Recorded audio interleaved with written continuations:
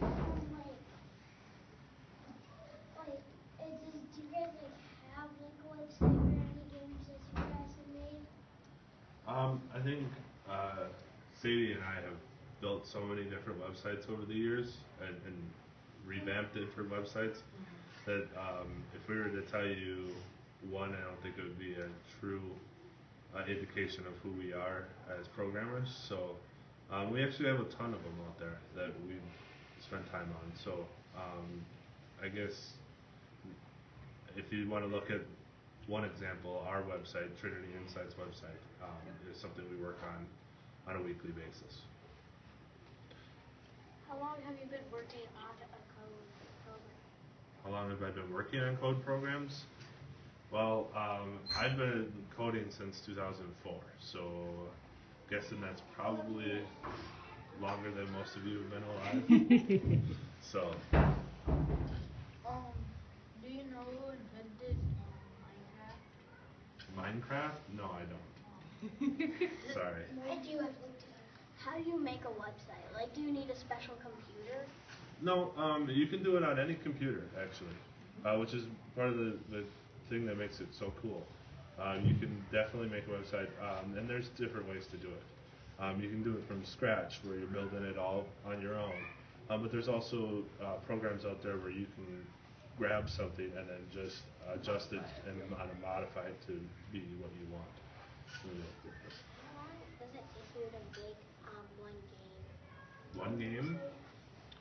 Well, the game that we made a while back, it was a couple months of really hard programming before we got it to a point. And that was a very simple game. I know some of the games you guys are probably playing, like Minecraft and other things, I know they take months, sometimes even years to create. When you first started, was it hard or was it easy? It took a little bit different thinking, so it was hard to kind of come up with that line of thought. Instead of thinking about it a certain way, you had to switch your mind to think about different aspects, and so that was the hardest part, is trying to come up with that line of thinking. But after you got kind of into it, it starts kind of become a little bit more simple, and it really works out nicely. Go back here. My dad, he works for IBM and Yep. he does code. Yeah. And he makes chips for computers Mhm. and phone chips. Yeah. Absolutely, and that's the thing. That's the different part. We work with websites. Your dad works with chips, and that's just an example of how different it could be. My sister, we have, she has created, she's still working on it, but we have a website. It's but you can look it up, but she still works on it. Yeah, absolutely, and that's the other nice thing, is anybody can work on this stuff. You pick it up at any point and do it. So. How many different parts of coding is there? Oh, I don't. Ooh, that's a good question. I was kind of wondering about that. I don't think there really is a definite answer to that. There's, I mean, you guys, I don't know if you guys use the Ozobots or some of those robotic pieces. That's a form of programming. Then there's the website programming, but then within each one of those, you can break it down into different pieces.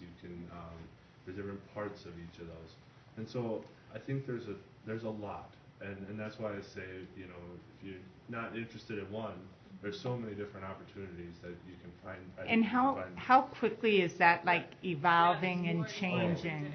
So I don't think it's a tangible number, because it's different. Absolutely. It's constantly growing. Yeah, because there's different languages that people use, that new ones that pop up every day.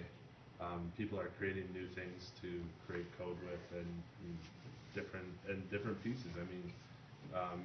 The new technology and having to write code for the new things that come out, like the iPhones and the stuff like that. There's different things that come up all the